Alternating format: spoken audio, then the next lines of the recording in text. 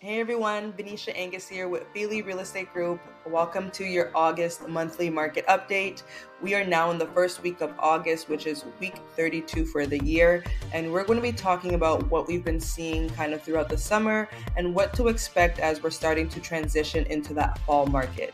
So we're going to hop right into the stats that I have for you today. So first thing that we're taking a look at is the new listings by week. This is considering both residential and condos, and we are the yellow line here, which is almost intersecting with the blue line for 2019. So we do see it kind of on a downward trend right now, and this is week 30, so the end of July. So we do see it on a downward trend, which we should expect for August as well, at least the beginning of August, which is what we are seeing right now, as a lot of people are still on vacation. They're not really thinking about buying or selling. But then if we continue to look at what's happened every other year, they all kind of follow a similar trend where we see an increase here, and then we do see that decrease kind of continue. So that's something to essentially look forward to if you are considering buying. We should have more homes on the market going closer to mid to end of August, and that's right before school starts, which is where we see that dip before we see another increase at the end of September going into October, and then it just goes downwards from there as we enter into our winter season. So if you are considering buying, it would be a great time to prepare yourself for a few more homes to hit the market before we see more hit the market around the end of September going into October time. Now, looking at sold properties by week for both residential and condos, we have seen an increase in the sold properties for week 30, which is interesting to see because for the last 2 years, it was lower than what we've been seeing now, and it was more on a decline trend, and right now we're going upward. I do think, based on what we're seeing in 2021 and 2019 and 2020, that we'll probably drop off again around the early August time and then kind of pick back up a bit and follow that trend as what we're seeing with new listings. So wherever the new listings kind of increased, I feel like that's where we're going to be seeing sold properties increase. So look forward to that more homes will be selling in a couple of weeks, and then again closer to the end of September, October, before same thing, it kind of just trickles down as we head into the winter time here. Now, when we're looking at the average sale price for residential and condo, it is kind of sitting a little bit less than $650,000. Again, this is taking everything into consideration for homes. Right now, we're following a very similar trend to 2023 for the week 30. So based on everything else, we have seen it kind of dip here, except for 2020 was the year that it kind of went up a bit. But based on everything else, we should kind of see it come down, and a bit of movement kind of throughout the year, but nothing too drastic. Everything kind of stays within the same range.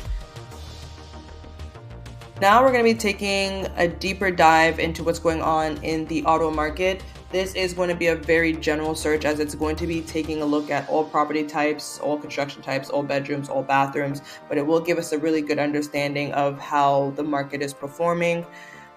Looking at the average sale price for this year, we are sitting around $682,201, and that is as of July. Now, if we look at July of last year, we were at $695,912. So a little bit higher last year than we are this year. Last year, we did see kind of that increase throughout the year, and then it dropped off in May, came back in July before kind of just tapering off. Well, this year we kind of see the price drop off a bit earlier.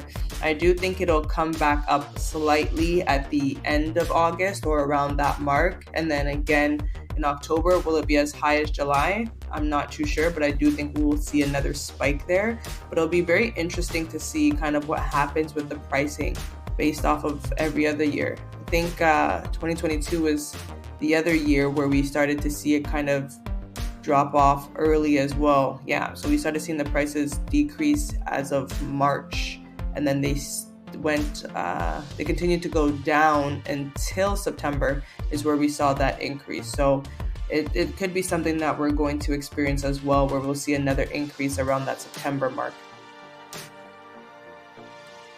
Now, new listings for July 2024, we saw 2,283 in comparison to last year, which was 1,969. So definitely more listings on the market this year in comparison to last year, which is good to see. So that means we do have more activity for homes that have been sold, which we'll take a look at as well. So yeah, homes sold this year was 3,716 in July in comparison to 2,646.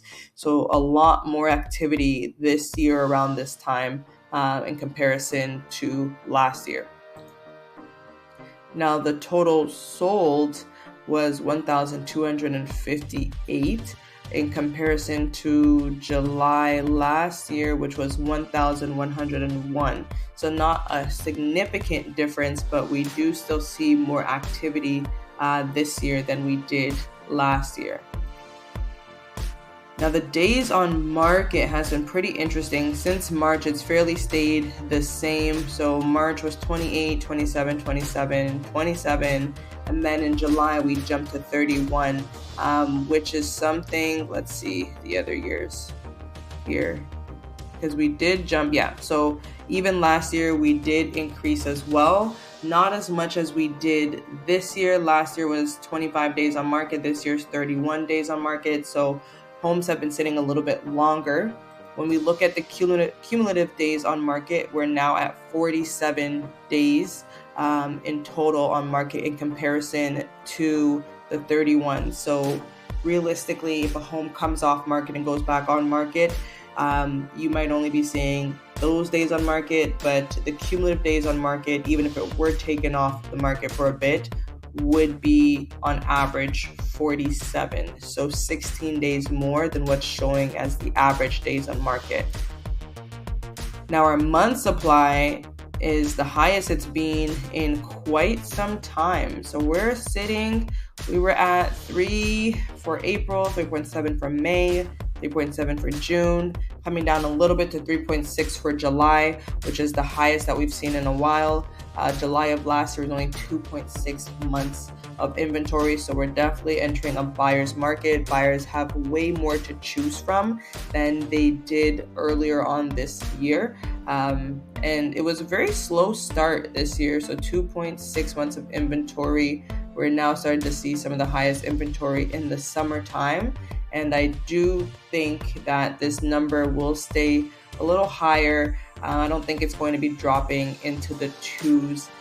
So I do think that buyers will have a bit of options to choose from even throughout the fall. But we'll see, because based on what we saw last year, they were also in the threes in September and October. And I do speculate that that's where we'll kind of stay in as we enter into our fall season as well. Now, if you are considering selling, this is going to be very important for you to understand, which is the average showings to sold. So on average, they say it takes around 10 showings until your home is sold. Now, when we look at the showings per listing, a listing is getting on average 4.1 showings per month. So if we're doing the math on that, then that means your home is going to be on the market for at least 2.5 months before you sell your home.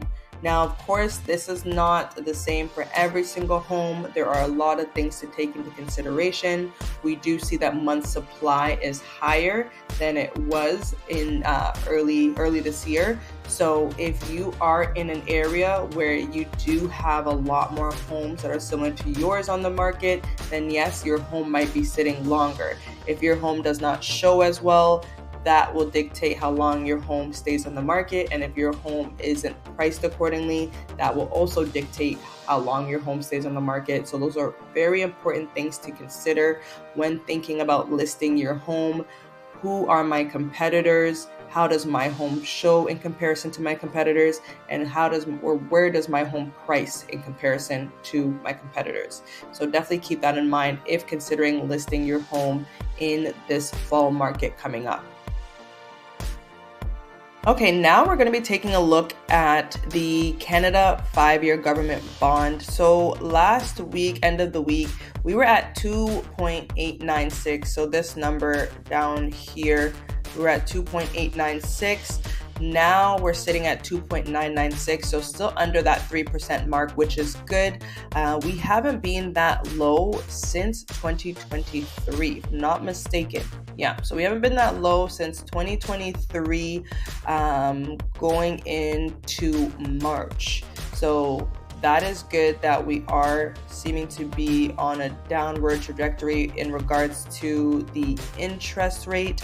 And our next announcement for the interest rate is going to be September, following October, and then the last one in December.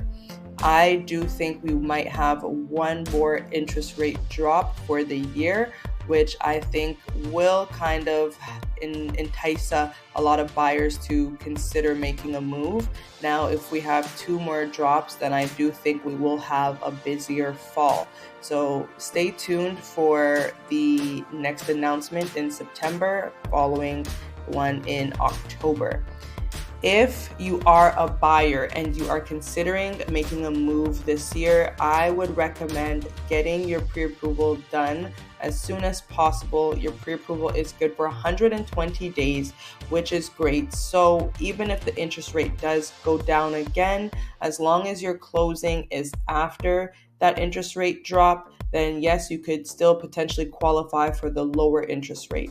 For whatever reason, if the interest rate does go up, you are guaranteed that lower interest rate for 120 days as long as nothing else in your life and your finances have changed. So keep that in mind once you start looking to ensure that you have your pre-approval, as that will be very beneficial for you to have, not only for that reason, but it also makes you a very strong competitor when looking for homes, as sellers know that you have the finances to cover the home that you're looking at. And if you are a seller and considering making a move in this market as well, it is time for you to start preparing your home for the market. Make sure that the curb appeal is on point. Make sure that the inside of your home shows well. Make sure that the price that you're going with makes sense for the market and makes sense for the competition that you have around you. So that is really important for you to not just list a home, but really look at who you will be competing against, where are their homes priced, how did their homes show in comparison to yours before you hit the market, so you know where you are positioned in that market. If you do have any questions, of course, you can reach out to me at any point. I'm always here to assist. And with that being said, that is it for our August monthly market update. If you do have any questions, my information will be in the description below. And it was a pleasure to do this with you. And I will see you in our next market update.